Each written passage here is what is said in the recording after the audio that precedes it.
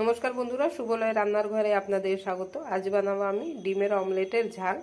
নিয়ে নিয়েছি 3টে ডিম আছে, 2টো টমেটো, একটা বড় সাইজের পেঁয়াজ, 4টে কাঁচা লঙ্কা, অল্প হলুদ আছে। প্রথমে আমি ডিমটাকে ফেটিয়ে নেব, ফেটিয়ে ভেজে নিচ্ছি ডিমের অমলেটের মতন। চাটুটা গরম হয়ে গেছে, দিয়ে দেবো সর্ষের তেল।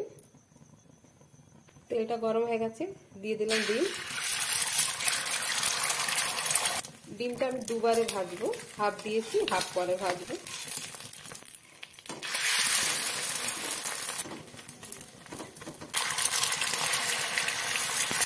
ডিমটা ভাজা হয়ে গেছে, আমি তুলে নিচ্ছি।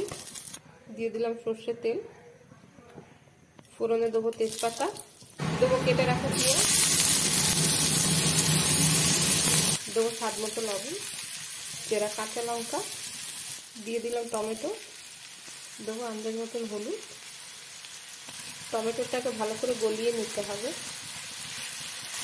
টমেটোটা গলে এসছে, দিয়ে দিলাম জল, অল্প অল্প গরম মশলা। ডিমগুলো সাজিয়ে দেবো এতে।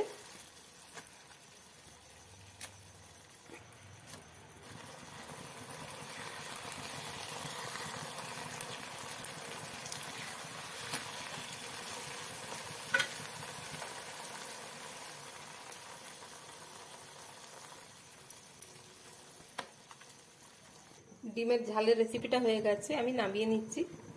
ডিমের ঝালের রেসিপিটা হয়ে গেছে বন্ধুরা। যদি আপনাদের আমার এই ভিডিওটা ভালো লেগে থাকে তাহলে লাইক, কমেন্ট, সাবস্ক্রাইব অবশ্যই করবেন। ধন্যবাদ।